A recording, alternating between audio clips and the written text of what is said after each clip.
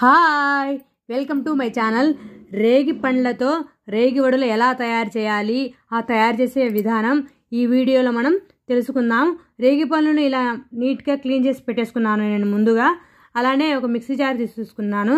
దానిలో కాసని రేగి పండ్లను వేసుకుంటున్నాను. దానికి తగినంత ఉప్పును కూడా నేను యాడ్ చేసేసుకుంటున్నాను.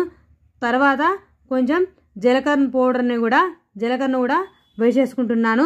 ఇది గ్రైండ్ చేసుకోవాలి. ఇలా మొత్తము నేను రేగి పండ్లను అన్నీ గ్రైండ్ చేసి పెట్టేసుకున్నాను.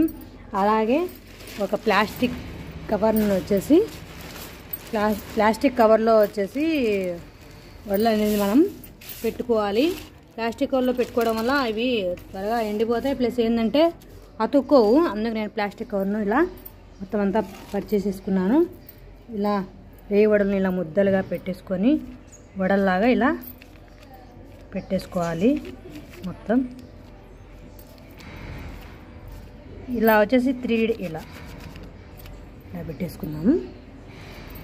ఈ మొత్తం రేగి వడలను అన్నిటినీ ఇలా మొత్తం పెట్టేసుకుంటున్నాను.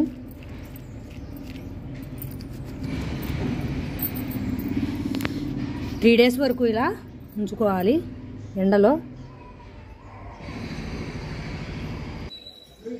ఇలా మొత్తం వడలుగా నేను పెట్టేశాను. ఇలా 3 డేస్ ఉంచుకోవాలి.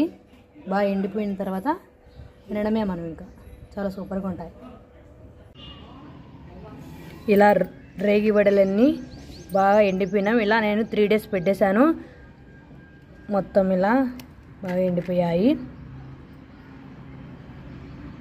మీకు ఈ వీడియో నచ్చినట్టయితే లైక్ చేయండి, షేర్ చేయండి, కామెంట్ చేయండి, సబ్స్క్రైబ్ చేసుకోండి ప్లీజ్.